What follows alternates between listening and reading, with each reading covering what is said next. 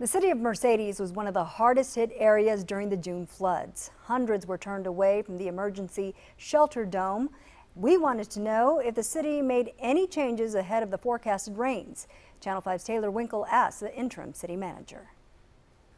Back in June, people trying to escape the floodwaters were actually turned away from this emergency shelter. But today, the interim city manager for Mercedes tells us that won't happen again. Less than 3 months ago, this emergency shelter in Mercedes was finally tested for the first time. Back in June, we were standing out here when the rain was going and the cars would drive by, stop, and they would have to go back. There was no way they could get in. Flooding roads blocked access to the dome.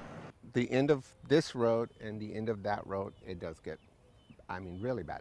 It didn't make the cut. The city should really take into consideration this situation. For most of his life, Rene Rodriguez has lived here. He says since June, the city hasn't made any improvements on his road leading to the dome. We asked the interim city manager, Sergio Zavala, what's been done. In regard to allaying concerns that the dome is available, it will be accessible. Actually, this week we acquired a military-type rescue vehicle as well that, if needed, we could mobilize that as well. Will people be able to drive up to the dome? Yes. At this point, from what I understand in regard to the weather, it isn't going to be a 500-year storm event.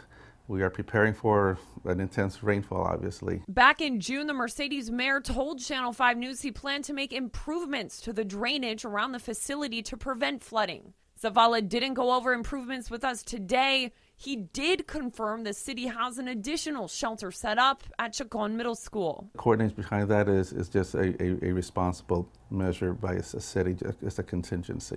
With the looming storm, if we need water, groceries, anything that we were not prepared, and we need to get out, we will not be able to get out.